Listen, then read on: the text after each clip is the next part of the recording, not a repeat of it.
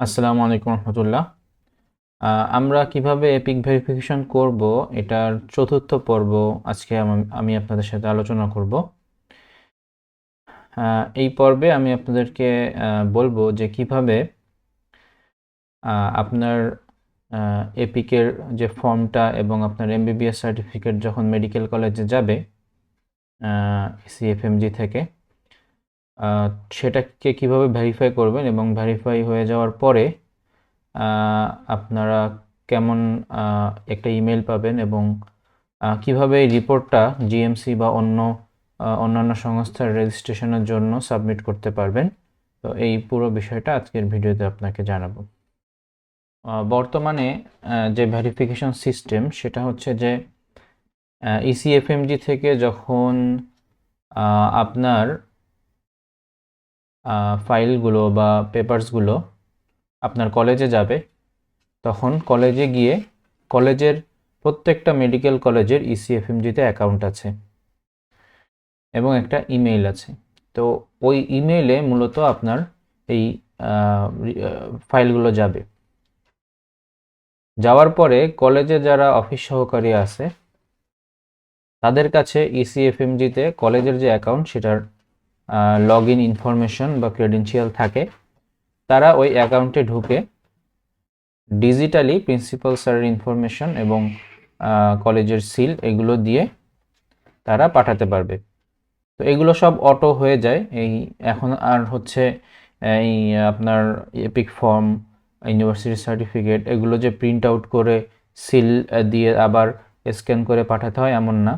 ওই অ্যাকাউন্টের সাথে সব কিছু থাকে। এটা শুধু যারা এই কাজটা করে ওরা কয়েক মিনিটেই কাজটা সম্পন্ন করে ফেলতে পারবে।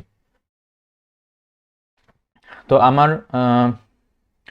এই এমবিবিএস সার্টিফিকেট যেহেতু আমি ভেরিফিকেশন করতে চাচ্ছিলাম, তো আমার এমবিবিএস সার্টিফিকেট এবং ইআইএফ ফর্মটা কলেজের মেইলে গিয়েছিল। তো কলেজের আমি যখন কলেজে যাই তখন কলেজে গিয়ে দেখি যে হ্যাঁ আমার অবশ্য তারা বলেছিল যে 4 ডিসেম্বর আমার ফাইলগুলো তারা পাঠাইছে, কিন্তু অ্যাকচুয়ালি 18 ডিসেম্বর কলেজ সেই ইমেইল পায়। তো 18 ডিসেম্বরে তখন হচ্ছে আমি ওদের সাথে দেখা করি, দেখা করলে ওরা এই কাজটা করে দেয়। তো এখানে কিছু কিছু ক্ষেত্রে কোনো কোনো কলেজ একটা ফি চার্জ করে, আবার কোনো কোনো কলেজ করে না। এটা একান্তই হচ্ছে কলেজের বিষয়। তো আমার এপিক ভেরিফিকেশনের ইমেলটা আজকে আসছে, অর্থাৎ 20 ডিসেম্বর।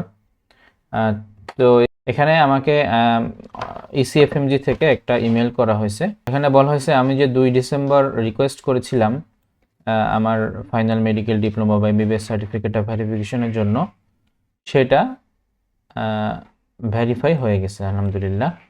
এখন এই যে ভেরিফিকেশন রিপোর্ট, এইটা আমি যদি জিএমসি রেজিস্ট্রেশনের জন্য অ্যাপ্লাই করতে চাই তাহলে এই রিপোর্টটা আমি মাই রিপোর্ট সেকশনে গিয়ে আমি পাঠাতে পারবো।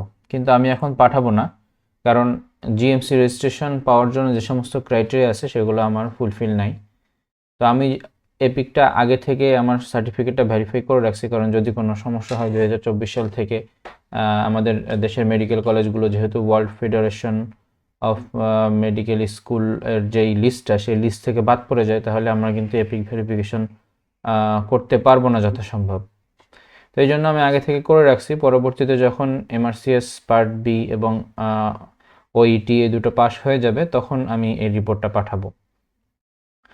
তো এটা হচ্ছে একটা সিম্পল ইমেল। আমি যদি আমার এপিক অ্যাকাউন্টে গিয়ে দেখাই, এটা আমার লগ ইন করার পরে যে epic.ecfmg epic.org এই পোর্টালে এসে লগ ইন করছি।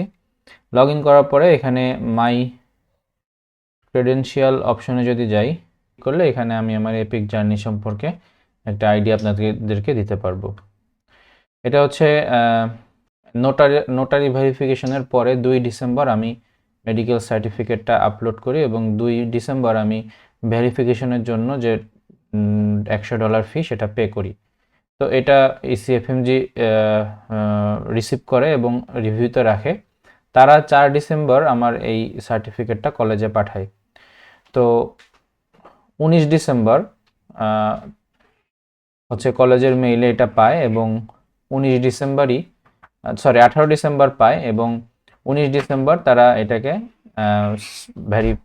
সিল স্বাক্ষর দিয়ে এপিকের কাছে আবার পাঠিয়ে দেয়।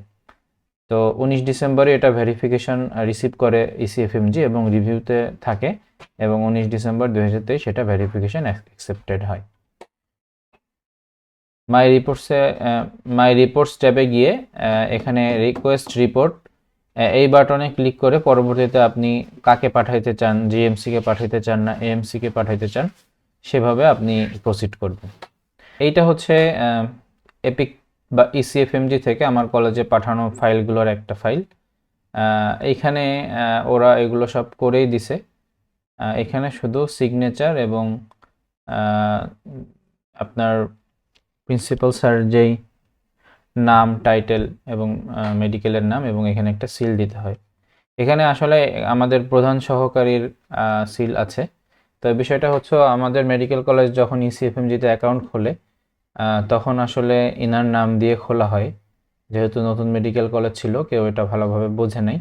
তো এগুলো আসলে যখন অ্যাকাউন্ট খোলা হয় তখন এর জিনিসগুলো দিয়েই থাকে, এগুলো চেঞ্জ করার অপশন নাই।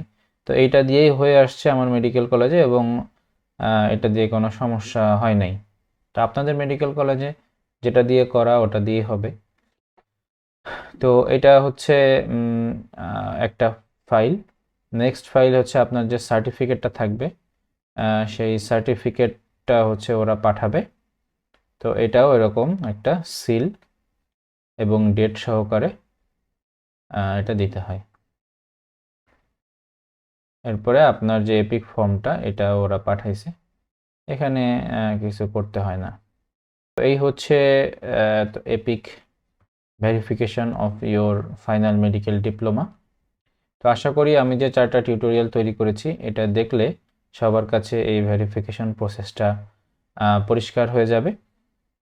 তো সবার জন্য শুভকামনা জানিয়ে আমি আমার টিউটোরিয়াল এখানে শেষ করছি। আসসালামু আলাইকুম ওয়া রাহমাতুল্লাহি ওয়া বারাকাতুহু।